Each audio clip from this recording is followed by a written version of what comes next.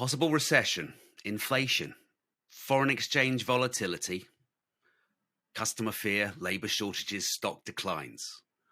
We're living in some worrying times.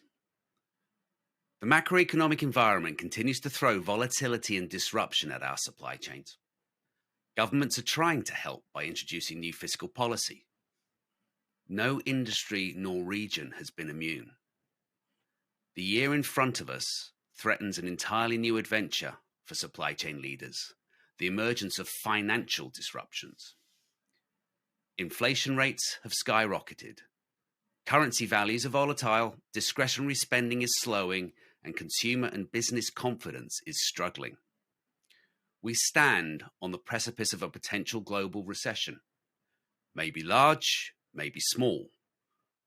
But what we do know is it will have an impact on your business and your supply chain. Good day, and welcome to this edition of Big Ideas in Supply Chain. My name is Jim Bralsford, and I lead the industry marketing team here at Kinaxis.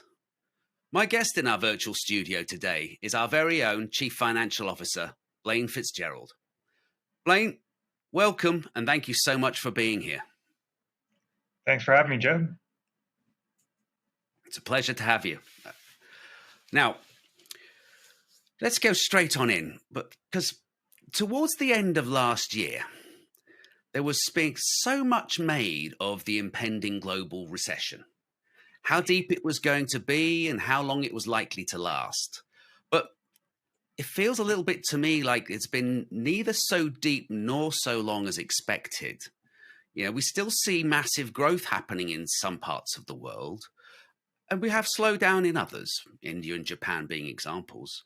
And whilst we were in almost a panic in the UK and Europe, it just doesn't feel to be as severe as first thought. Is that the case? Why is that? Yeah, you know what? The big R, recession, is one of those things that I think a lot of us are confused by. I think we've been talking about this great recession for the last 2 or 3 years. And the interesting part about it is that all of these different geographies that you mentioned have gone either in or out or have been very, very close to recessionary conditions. Technically, if you think about what a recession is, there's some strict definitions. They say 2 quarters in a row of GDP decline. So that's easy. Q1 and Q2 of 2022, US had that. So technically, they've gone in and out of a recession already. You look at Japan, they've never actually gone into it, but they've been very close. They've had anemic GDP growth over that period of time. Mm-hmm. And then Europe, their EU, they had a situation back in 2020, all the way into early 2021, where they had declining growth. And so technically, we've been talking about this, when's this great recession happening? And it's actually happened a little bit along the way, and we've survived throughout it. Now, there's some other indicators out there that I think we have to be conscious of.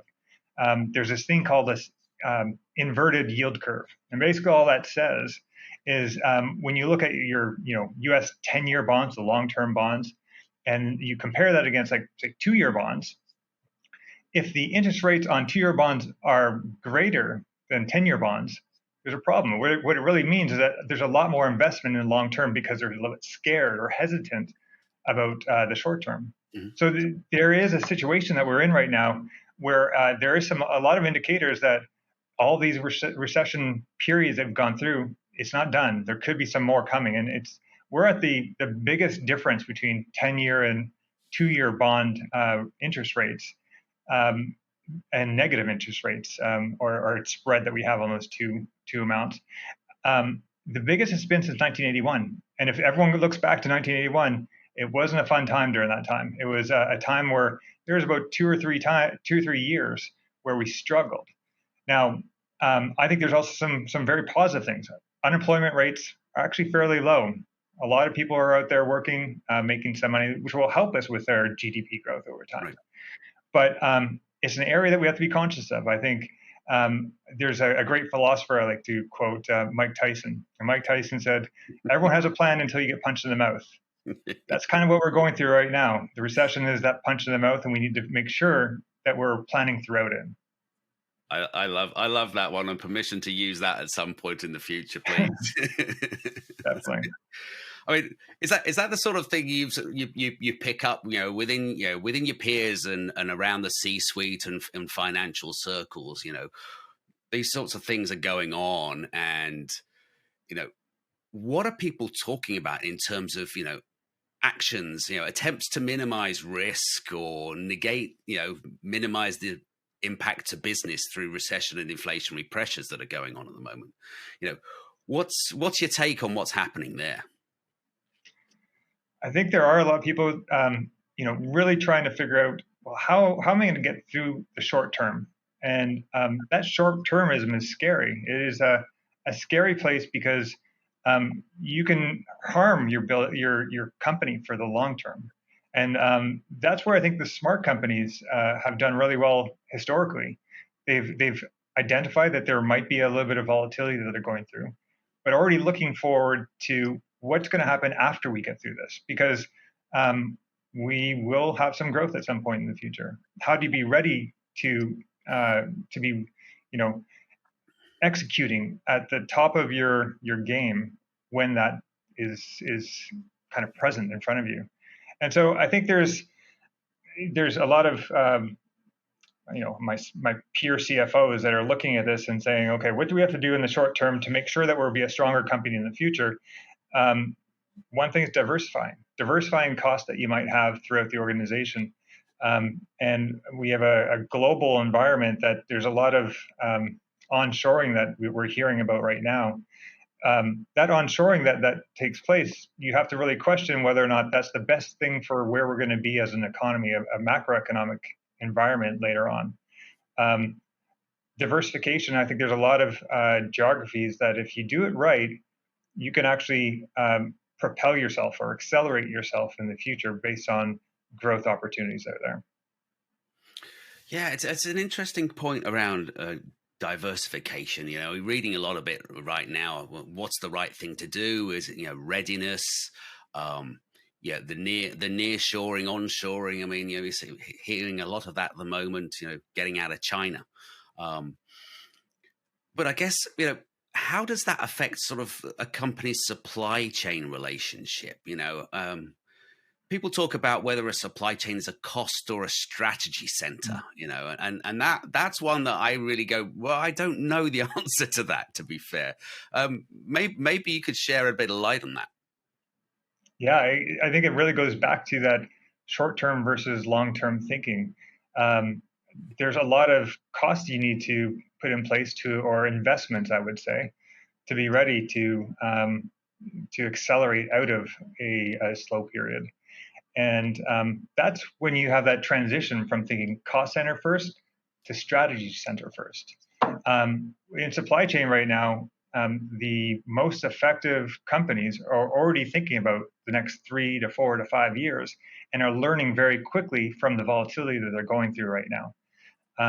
The ones that are suffering are the ones that are trying to huddle up and make sure that they're reducing their costs as much as possible without thinking about the impacts it's going to have in years 3, 4, and 5.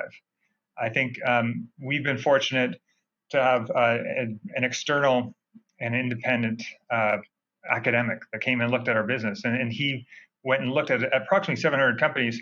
And along the way, what he noticed is over the last 3 years, companies that were using a digitalized supply chain planning tool, such as Kinaxis, were much better off. All their financial metrics were better off if they're using a solution such as Kinaxis.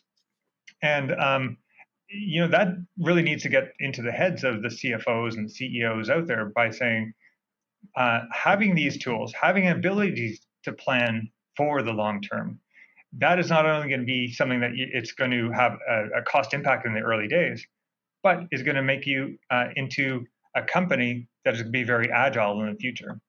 And that agility is really what's going to make those companies successful. Ultimately, some of these statistics that we've seen is that over a 3-year period, the average growth of revenue in that period of time was 3.62% for companies that use Kinaxis solutions. Companies that didn't use it, they shrunk by 5.77% on revenue. That's one of those things where you start thinking about, and you start doing simple multiplication. You go, well, I want to be with those companies. They're making the best decisions. They're making the best supply chains, and they've planned ahead. And I think we're in the planning business, so I sometimes go over and over this, that you have to have a plan, but that is ultimately it. You have to think about the long term versus short term constraints that might be hindering your success as an overall business. Right, exactly, and that ability to pivot is I think key to this, because with the challenges that we have coming at us now, and we talk about it so much, more and more frequent these challenges are coming from all the different angles. Are companies just learning from recent history? I mean, what do we learn from the pandemic with respect to supply chains? My goodness, this was one of those situations where I think there's always been disruptions to supply chains. I mean, you look back, there's tsunamis in Tokyo and in Japan. Hmm. There's 9/11. Every year there seems to have been something. The difference on the pandemic, at least in the last 30 years, it was a longer disruption. And I think what a lot of people have done in the past was they would hold their breath. They would hold their breath and say, "Oh, I can't handle this. I'm not going to do anything. I'm going to close my eyes, and by the end of it, I'll be fine." But the pandemic is one of those situations where you couldn't hold your breath that much longer. You got past a couple of quarters and you realize this isn't going away. The pandemic is still here. COVID is still an issue that's disrupting things. And so it shone a light on how important understanding your supply chain was, how important it had on the financial model for your business. And so we've had more than ever, I think, boards raising this, CFOs, CEOs talking about the impact. Again, academics that get involved and start studying the impact it has when you don't have appropriate planning in place. I think for a company such as our own that is focused on supply chain, my marketing was driven by CNN, CNBC, and Wall Street Journal. And that is an area of understanding that this is something that is so important. I think a lot of people would go to Wikipedia or to Google when someone says supply chain because they don't understand what it is. Now it's in our everyday vocabulary and It's vernacular that front of we have. mind. Yeah, it really has become front of mind. Mhm. So you mentioned about the board and the C-suite now sort of recognizing more of the importance of supply chain and the impact it has on the overall business, and therefore the need to be sustainable. How do you work? Let's talk a little bit about Blaine. How Sure. do you work the CFO role at Kinaxis? How do you see your role within our company versus previous experience? Yeah, uh, it's interesting. I think my previous experience and my experience today is not too different. It's just the kind of how it comes out. I'm very transparent. Um, I think to make everyone better, I need to be as efficient, and I need to have as efficient communication.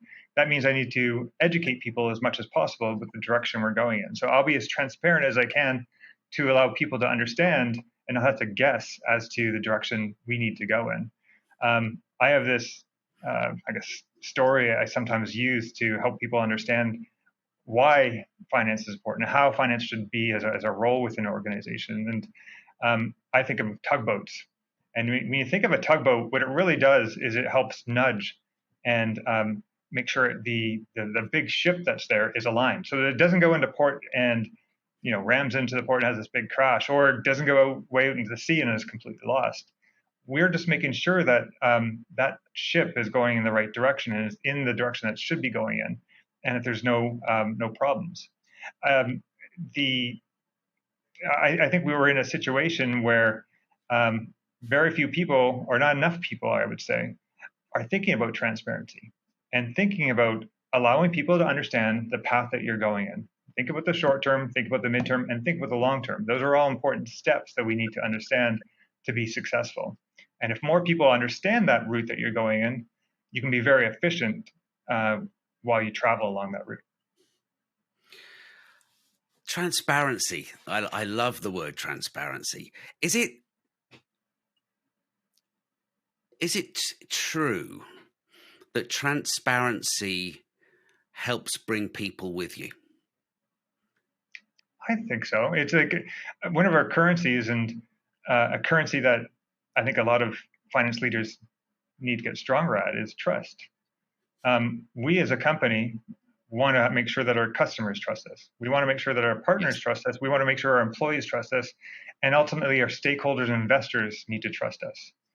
The best way to build trust is to show them the path and show that we're sticking to that path. And whenever we veer from that path, that we are able to explain it. And if you can keep, investing in this trusting relationship with all those stakeholders that you have in place, I think you'll be much more successful because they want to come along for the ride. They know the direction you're going in. And we're in a very successful direction that I think a lot of people can come along for a ride. And we want to get on your tugboat. It's a fun tugboat. Okay, look, I think we're coming around to a close here, Blaine. Sure. And one of the questions we like to ask all of our guests. So if you wouldn't mind, I'll ask it to you just before we go. Just one last quick one. If you were the chief supply chain officer of the world, so CSCO of Earth Incorporated, what would your top or first priority be for transforming the world's supply chains? That's a great question. So I'm going to answer it. I don't think it should be a finance answer, but I'm going to give you a finance answer. I'm hoping everyone gives you the exact same one. One of the things we talk about, as you know, Jim, is reduce waste. And it's probably one of the things that annoys me the most when I see wasted time or wasted costs. Or one of the big topics obviously we have right now is carbon footprint. Yes. How do we make sure that we don't have reduced waste of resources that we have around the world? I think we're in a society right now where we have too much we have too much waste, and that's something that I think we could definitely focus on. Now, how do you do that? How do you actually reduce waste in the future? It goes back to planning. It goes back to making sure that you have a plan to be as efficient as possible in your future. I had lunch today. When I was down at lunch, I saw what was on my plate. I had a plan on what I was going to pick out from that buffet that I was at, and I put it on my plate, and I got to the very end. I finished, and I had a little bit of lettuce. I had a little bit of rice that was still left over, and I in my head, I'm going, oh, I just wasted some really good food that should be going to people that are either more in need or to back into the fridges and maybe had some leftovers later on. But that's kind of how we think. I think about the world. The world should be always saying, like, how do we make sure we get the right amount of food on our plates? How do we make sure we get the right amount of energy-focused products into our environment? And I think that's something. If I could go back and be your chief supply chain officer of the world, it would definitely have a focus on reducing waste. And I think that also ultimately starts with you need to have a plan. That's a great answer, and we're all on board with that. Certainly, the reduction of waste, being a stable, more sustainable company, for sure. Well, Blaine, just a heartfelt thank you from me and all of us for your time today. Truly appreciate you spending some time and answering some questions, and I hope it was fun and interesting to get along the way. So to everyone, if you'd like to learn more about Blaine Fitzgerald and Kinaxis, you'll be able to find a link in the podcast bio. So please come and check that out. And join us next time, please, as we explore more big ideas in supply chain. Thank you very much. Thanks, Jim.